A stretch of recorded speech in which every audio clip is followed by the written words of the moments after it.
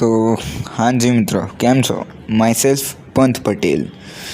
અને હું પહેલાં કહી જ દીધું છે તમને કે મારી ફર્સ્ટ ટાઈમ એક્ઝામિનેશન્સ ચાલે છે. તો આજે જ એક રિયાલિટી ચેક મળ્યો. ઇટ ગોઝ લાઈક, આ છે ને રફતાર કરીને એક આર્ટિસ્ટ છે મ્યુઝિક ઇન્ડસ્ટ્રીમાં, એને કીધું હતું, જે હું હમણાં ક્લિપ એડ કરી દઈશ, ખાલી એકવાર સાંભળો. बार बार जीतने वाले को ना एक हार भी तोड़ देती है, बार बार हारने वाले को एक जीत भी जोड़ देती है. तुम मंजिल पे नहीं सफर पे ध्यान दो, क्योंकि जीत बेशक साथ छोड़ दे, पर हर हार कहानी को नया मोड़ देती है. આમાં બી એ જ છે કે કન્સિસ્ટન્સી જો તમને રિઝલ્ટ્સમાં દેખાશે ને, તો કન્સિસ્ટન્સી નહીં, ડિસિપ્લિન બની જશે. અને કન્સિસ્ટન્સી ઇઝ અબાઉટ કે કરવાનું, એકદમ જેટલું રોજ કરો છો એટલું રોજ કરો એટલું નહીં. કન્સિસ્ટન્સી આજે થોડું કર્યું, કાલે વધારે, પછી થોડું કર્યું, પણ કરવાનું એટ ધી એન્ડ. અને ડિસિપ્લિન એ છે કે મેં આજે માન કે મેં 50% કામ કર્યું, તો કાલે બી 50% કરીશ, 50%થી ઉપર જઈશ. જો ઉપર ગયો તો પછી ઉપરના લેવલ પર જ રહીશ, પછી નીચે નહીં આવું. That's discipline. અને કન્સિસ્ટન્સી ઇઝ કે કરતું રહેવાનું. બટ જેવું રફતાર ભાઈએ કીધું એવી રીતના જ મારી સાથે બી આ એક સીન બન્યો હતો. કંઈક જુલાઈમાં અમારી શું કહેવાય, સ્કૂલની જે ટેસ્ટ સ્કેડ્યુલ હતું ને એ અમને આવી ગયું હતું. તો મસ્ત આમ તૈયારી સ્ટાર્ટ કરી લીધી હતી અમે બધાએ.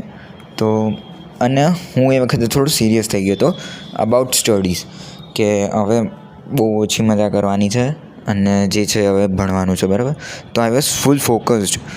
એન્ડ ટીચર હંમેશા એવું મેક શ્યોર કરે કે હું ધ્યાન આપું, કેમ કે મેં મારી રીતે બધું એવું ટ્રાય કર્યું છે કે ટીચર મને સૌથી અટેન્શન વધારે આપે. હા, એ ટાઈમ પર એવું કરેલું છે મેં. પણ જ્યારે મારા માર્ક્સ 22 પર સ્ટક થઈ ગયા હતા ને, 22-23 આઉટ ઓફ 30, મને એ વખતે થયું કે નહીં, હવે આ એન્વાયરમેન્ટ નહીં ચાલે. કેમ કે મારી બાજુમાં જે લોકો બેસતા હતા એ આખો દિવસ ખાલી એ લોકોને ભણવા સિવાય કોઈ બી વાત કહી દો, બધામાં એ લોકો હશે. એ લોકોને એવું હતું કે ઘરે જઈને બી ભણાશે, સ્કૂલમાં થોડી મજા કરી લેવાની. And they were like not paying attention.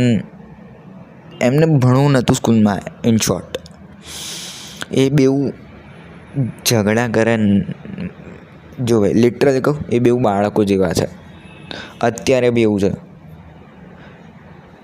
અને એ વખતે મેં એક સ્ટેપ લીધો કે કશું બી મેં શું કહેવાય, ટીચર જોડે આર્ગ્યુ કર્યા, પછી અમુક ફેક એક્સક્યુઝીસ બનાવ્યા અને મેં પાછળ જતો રહ્યો એકદમ લાસ્ટ. અને ભાઈ એના પછી જે કમબેક હતું મારું, લિટરલી યાર, એના પછી 1-2 ટેસ્ટમાં થોડા ખરાબ આવ્યા છે, કેમ કે એ વખત કન્સિસ્ટન્સી નથી એટલી બિલ્ડ થઈ.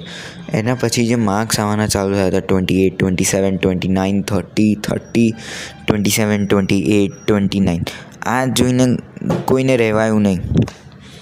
પછી અમુક લોકોને થોડી ચૂલ મચી, તો એ લોકો ગયા મેમ પાસે. તો મેમ, આ છે ને ખાલી એક્સક્યુઝીસ બનાવે છે, આને કશું થયું નહીં, મેમ તમે આની પ્લેસ સરખી કરી દો. And that was the time when my downfall started. એના પછી એક એટીટ્યૂડ આવી ગયો હતો કે થઈ જ જાય છે ને આપણાથી, કરી લઈશું. એના પછી હું જે ફરી એન્વાયરમેન્ટમાં આવ્યો ને, એના પછી હું આઈ એમ અગેન સ્ટક એટ 21-22. અને બીજું રીઝન એ બી હતું કે એ વખતે મેડિટેશન્સ બહુ જ કહેવાય ને આમ ફૂલ ફોકસથી થતું હતું. હવે નહીં થતું મેડિટેશન બી, કેમ કે એન્વાયરમેન્ટ જ એવું થઈ ગયું છે ને કે આખો દિવસ મસ્તી. ભાઈ કેવી રીતના કોઈ કહે કે તો આપણને જવાનું, એક પછી લોકો એવું બી કહે છે ને કે ભણવાવાળા કશે બી ભણી લે. હા, તો બાળ આવે તો અહીંયા ભણીને બતાવો, નેપાળમાં ભણી બતાવો. અત્યારે જે થયું એમાં તમે ઘરમાં હોત તો તમે બી આખી દિવાલોની વચ્ચે આવી આવત મારા ખ્યાલથી. પણ ઇટ્સ નોટ અબાઉટ કે ભણવું હોય કશે બી ભણી લે. It's about environment. બધે ના ભણાય. અને ભાઈ જઈ લગીને તમારું એન્વાયરમેન્ટ સારું નહીં હોય ને તે લગીને કંઈ જ નહીં થાય યાર. આ મને આજે એટલે થાય છે કે મને રિયલાઇઝેશન બહુ જ લેટ થયું કે મારા એન્વાયરમેન્ટને લીધે મારા શું કહેવાય બ્રેઇન સિગ્નલ્સ પર એવું અસર પડી ગઈ છે કે હવે યાર આપણાથી તો થાય છે જ ને, કરી લઈશું આગલા દિવસ ટેસ્ટના. પહેલાં જ્યારે 29-28 આવતા હતા ને જે ટેસ્ટ હોય ને એના પછીના ટેસ્ટની પ્રિપરેશન ટેસ્ટના એક દિવસ પહેલાં કરતો હતો. જે ટેસ્ટ છે એની નહીં, એના પછીના ટેસ્ટની. ત્યારે જ એને 28-29 એવા બધા આવ્યા છે. અને હવે કશું બી થાય યાર કમબેક તો કરવું પડશે, કેમ કે ફર્સ્ટ ટાઈમ રિઝલ્ટ કંઈક લાગતું નહીં કે 92% પ્લસ જશે. 92-90 પર સ્ટક થઈ જઈશ. બહુ એક્સ્ટ્રીમ 92 તો એક્સ્ટ્રીમ થઈ ગયો. 85-90 વચ્ચે આવી જશે, એટલા બી ખરાબ નહીં. પણ હવે એન્વાયરમેન્ટ ચેન્જ કરવું પડશે. હવે બધી મજા બંધ કરવી પડશે યાર. એ વખતે કંઈક હતું યાર એવું આમ અંદરથી આગ હતી કે હવે 27 આવે 28 આવે 29 આવે છે તો 29 પર જવા માટે હજી કેટલી વધારે મહેનત કરું. અને યુ વોન્ટ બિલીવ એ વખતે મારું પીક ટાઈમ હતું. Peak time in the sense કે મારો સ્ટડી ટાઈમ મને જ નહીં ખબર હું કેટલા મિનિમમ કલાક ભણતો હોઈશ. કેમ કે મને જે લગીને એવું થતું હતું કે આ હજી બાકી છે, જે લગીને પતા નહીં તે લગીને ઊભો નહોતો થતો. આઈ એમ નોટ જોકિંગ યાર.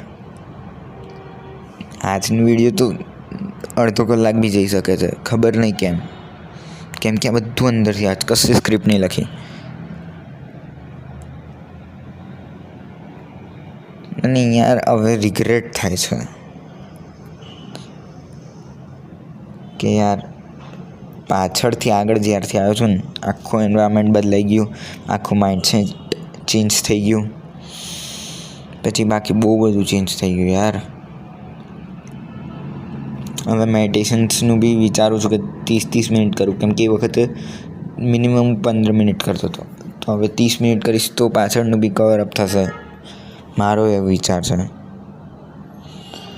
લેટ સી, જોઈએ શું થાય. અને યાર એન્વાયરમેન્ટ બહુ ઇમ્પોર્ટન્ટ છે. હું એક નાખીશ કદાચ ક્લિપ મને મળે તો. એમાં એવું કહે છે કે જો તમે 5 લોકો વચ્ચે તમે બેસો છો ને એનામાંથી એક તમે ગણાશો. માની લઈએ જેમ કે હું આમ શું કહેવાય એવા લોકો સાથે બેસું છું કે જે લોકોને પાર્ટી જ કરવી છે, જે લોકોને આમ કંઈ જ એમના કરિયર પર કે એમના શું કહેવાય લાઈફસ્ટાઈલ પર ફોકસ નહીં આપવું, ખાલી પાર્ટી કરવી છે, આમ રિલેક્સ થઈને ફરવું છે. તો હું બી એમનામાંથી એક જ થઈશ. 30 દિવસ પછી હું બી એમના જેવું જ માઇન્ડસેટ હશે મારું.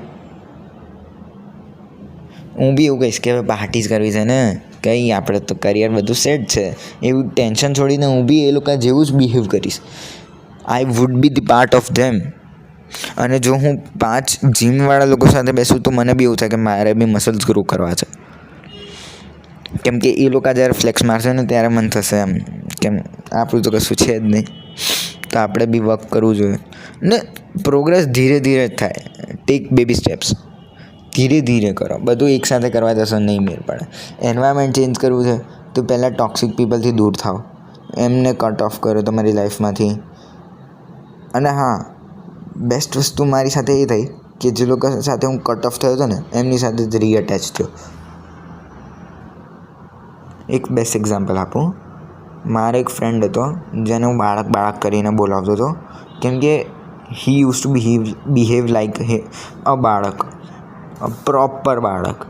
એટલે બાળક એટલે આખો દિવસ મસ્તીના મૂડમાં જ હોય. ટીચર સાથે બી મસ્તી કરે, આજુબાજુવાળા સાથે બી મસ્તી કરે, અને એને કંઈ ભણવાની પડી જ નથી. અને યુ વોન્ટ બિલીવ હવે અમે લોકો બેસ્ટ ફ્રેન્ડ્સ છીએ. આયરનિક છે ને કે જે લોકોથી તમે દૂર જવા માગતા હતા એ લોકો સાથે તમે જ આવ્યા છો જાતે, એ લોકો તો આવ્યા બી નથી. તો પછી યાર આ બધું એક એન્વાયરમેન્ટના લીધે છે, કેમ કે એ જે માણસ છે મારી આગળવાળી બેન્ચ પર જ બેસે છે, તો પછી કેવી રીતના હું એને ઇગ્નોર કરી શકું છું? જ્યારે હું પાછળ હતો ત્યારે બધાને ઇગ્નોર મારતો હતો, હું અને મારું કામ, બસ એટલું જ હતું એ વખતે.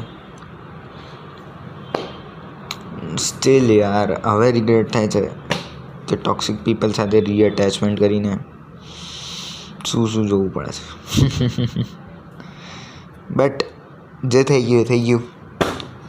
અને at the end of the video હું એક ક્લિપ બી એડ કરી દઈશ જેમાં પેલું 5 પીપલવાળું છે ને એ. Do you know the 3 fastest ways to change your life? Most people try to change everything at once. Their body, their mindset, their habits. But it's too much and it's too slow. If you want real change fast, focus on these 3 things. First, change your friends. You become the average of the 5 people you spend the most time with. You will never rise above your circle, you'll only sink to its level. Second, change your environment. New country, new city, new gym. Every major transformation I've had started with an environment change.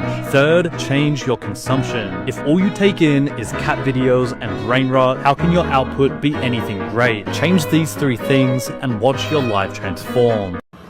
તો ભાઈ environment પર બહુ જ ધ્યાન આપવું પડશે હવે. Environment સૌથી important element of your success.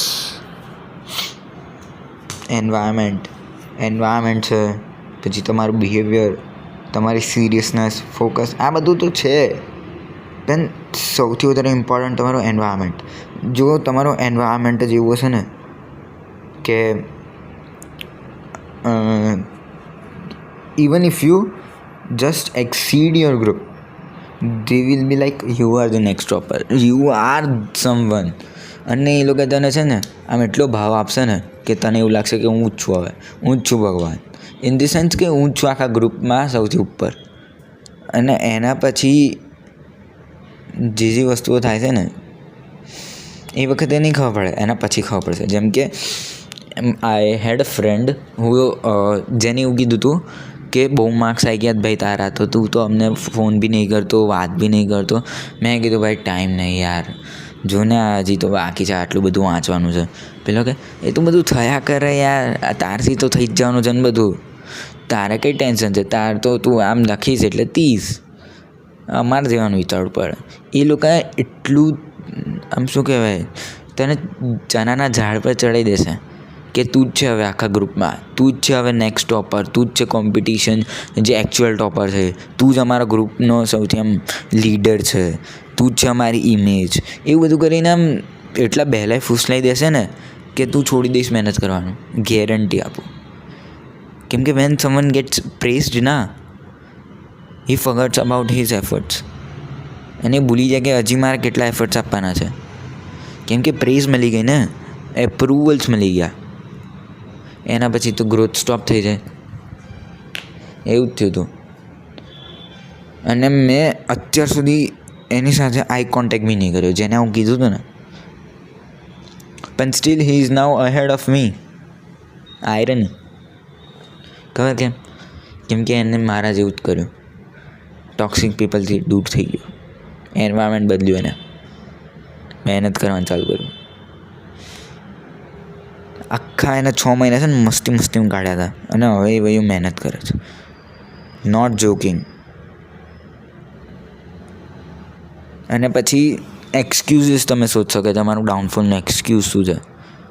પછી મેં એક દિવસ એવું બી કહી દીધું હતું, ભાઈ યાર કોઈની નજર લાગી ગઈ યાર, આપણી સક્સેસ કોઈનાથી સહન નહીં થતી.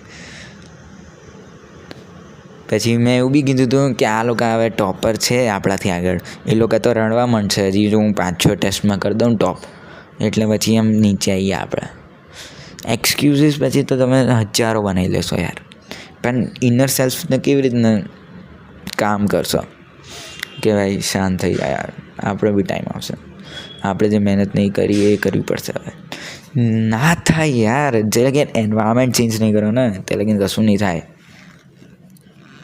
અને બેસ્ટ પાર્ટ એ છે કે જે તમારે નીચે હતો ને એ તમારી ઉપર છે હવે. તો એ કેટલી મોટી આમ શરમની વાત કહેવાય યાર. કે નીચેવાળા બી ઉપર આવી ગયા ને આપણે ઉપરથી નીચે આવ્યા. કેમ? ખાલી મજા કરવા? અને આ બધું યાર ખબર નહીં કેમ રેકોર્ડ કરી રહ્યો છું. અને યાર આ બધું અંદરથી આવે, કોઈ સ્ક્રિપ્ટ નહીં લખી યાર, લિટરલી ભાઈ. અને કાલે એક્ઝામ છે પણ હું આ રેકોર્ડ કરું છું, ખબર નહીં કેમ. પણ યાર મોટિવેશન કોઈ માંગવા આવશે ને મારી પાસે તો હું એને ભરીને મોટિવેશન આપી દઉં. એ કોઈ મારી પાસે આવશે ને કે મને ટાઈમ ટેબલ બની આપ, મારે આટલા કલાક ભણવું છે, આટલું કરવું છે, તો હું બનાવી બી આપું છું યાર. 2-3 મારી પાસે એવા આવ્યા હતા બી ખરા, મેં બનાવી બી આપ્યું હતું. પણ પછી એવું થાય કે આપણાથી નહીં થતું ને યાર, આ લોકોને ફોર્સ કરીએ આપણે તો કેવી રીતના ચાલે? પહેલાં પોતે તો કરો, પછી બીજાને કહો. That's all for the day, and this is day 2 of 163 days to board examinations. Keep it up. Who cares?